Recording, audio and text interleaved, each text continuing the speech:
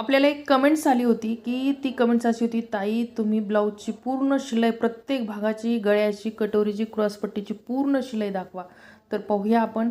या प्रकारे आपण अस्तर जोडून घेतलेला आहे आणि हे अस्तरला चोळ येऊ नये त्यासाठी आपण हे हात फिरून घेतला आहे. कुठं जर आपल्याला अशी रिंकल्स वगैरे आले तर आपली म्हणजे कटोरी बरोबर जोडल्या गेलेली नाही किंवा चोळ येणार आहे असं समजावं.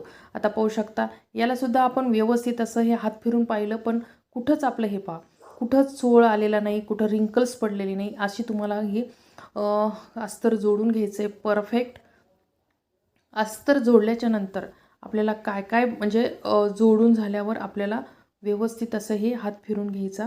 कुठं आपल्याला रिंकल्स वगैरे आहेत की नाही ते चेक करायचं. आणि कटोरी कशी जोडायची, एकाच साईडची होऊ नये त्यासाठी आपण प्रत्येक गोष्ट या व्हिडिओमध्ये परफेक्ट अशी सांगितलेली आहे. आता पाहू शकता, हे फ्रंट आहे. फ्रंट पण आपण एकावर एक ठेवलेले आहेत व्यवस्थित. आणि ही कमी जास्त जे आहे ते आपण असं या प्रकारे कट करून घ्यायचं आहे. कारण या व्हिडिओमध्ये प्रत्येक गोष्ट सांगितलेली आहे एकदम परफेक्ट अशी काय करायचं आहे. तर असं व्यवस्थित हे कट करून घ्यायचं. आजूबाजूचं जे एक्स्ट्राचा जो कपडा आहे वाढीव तो आपण कट करून घ्यायचा.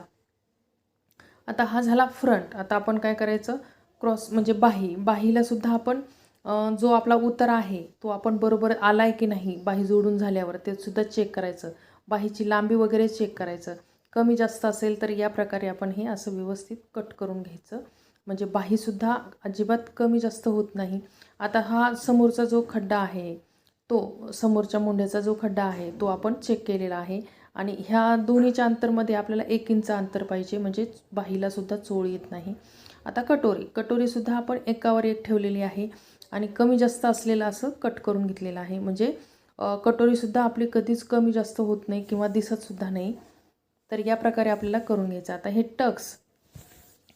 टक्ससुद्धा आपण हे अर्धा इंच समोर सोडलेलं आहे आणि बाकीचा आपला 2.25 कटोरी आहे रुंदी, ती आपण बरोबर ठेवलेली आहे.